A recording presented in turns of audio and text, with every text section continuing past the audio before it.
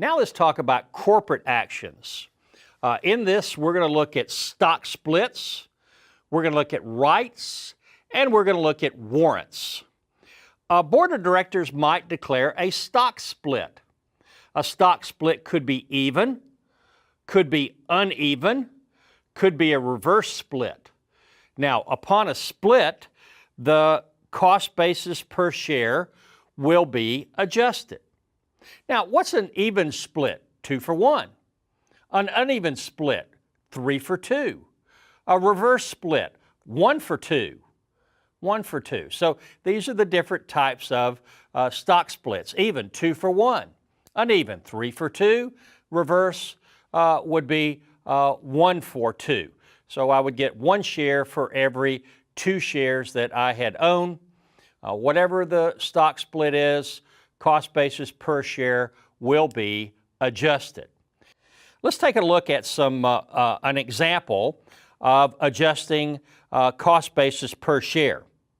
So I buy 100 shares of stock at $40 per share. So that's a total cost basis of $4,000. That's a total cost basis of $4,000.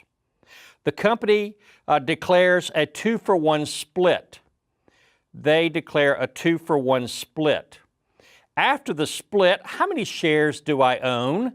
And what's my cost basis per share? Right now, my cost basis per share is $40. What will it be after the split? Well, first, how many shares will I own after the split?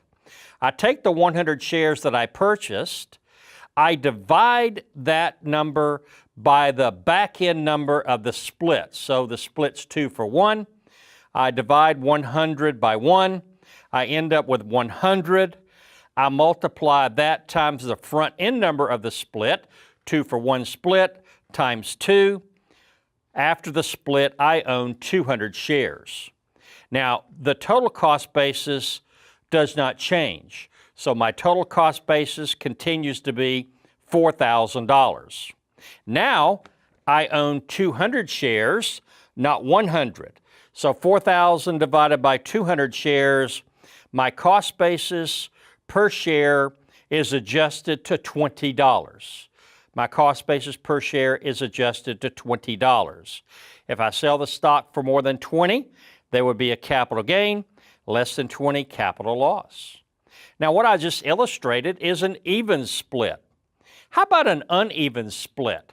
A 3 for 2 split. Now, I'm going to continue with that same example. I have bought 100 shares at 40, so my total cost basis is $4,000. But now the company pays a 3 for 2 split, uneven split. What's going to happen? Well, I take the 100 shares that I purchased and I divide by the back-end number on the split. 3 for 2, divide by 2. That gives me 50. I now multiply by the number on the front end of the split, 3 for 2. So multiply 50 times 3.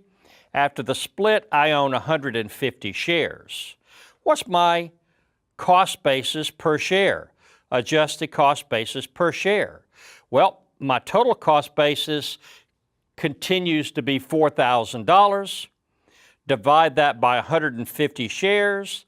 I have an adjusted cost basis of $26.67. If I sell my shares for more than that, that would be a capital gain. Less than that would be a capital loss. Now let's look at rights. Let's look at rights.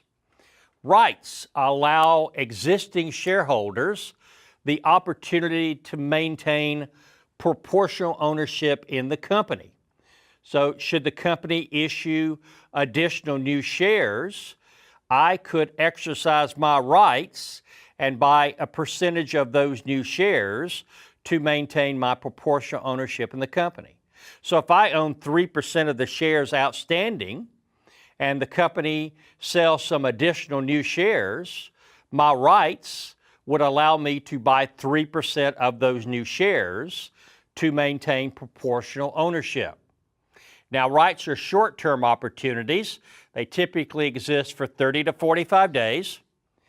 I would be able to exercise the right and buy the stock at a price less than the public would pay.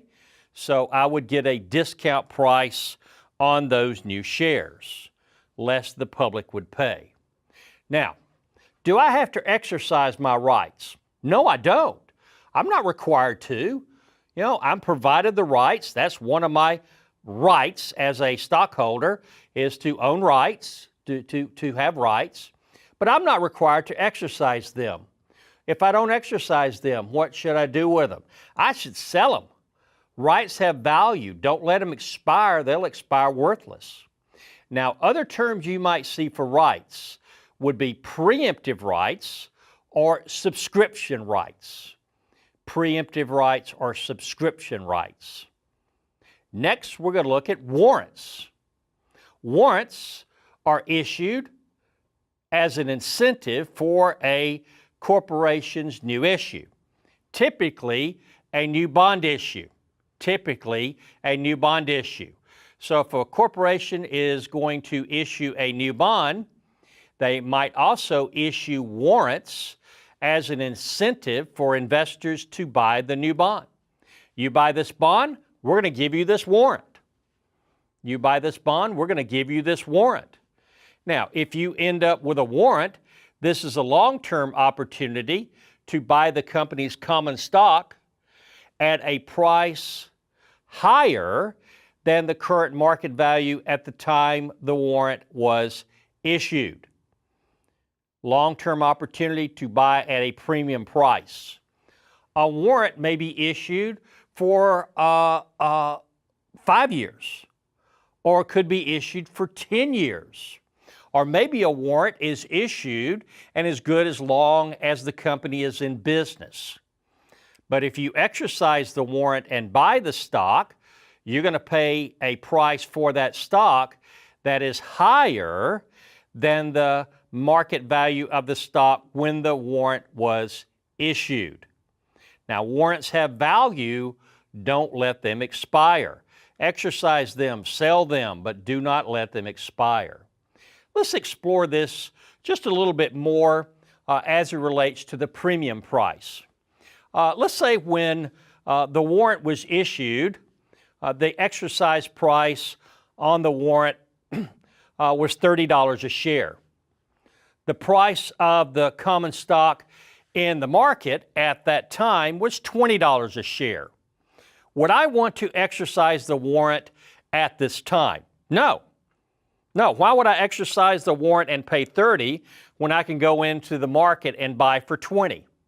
But remember, a warrant is a long-term opportunity. A long-term opportunity. Let's say that 5 years from now, that common stock is trading in the marketplace at $60 a share. Now I can exercise my warrant and buy that stock for $30 a share and turn around and sell it for $60. Warrants are issued for two purposes. One is to incentivize investors to buy a new bond offering. The other thing the warrant is used for, since that warrant has value, bonds that are issued with warrants attached would pay a lower interest rate than bonds issued with no warrants. So warrants are used by issuers to reduce their interest cost, to attract investors, and to reduce the issuer's interest cost.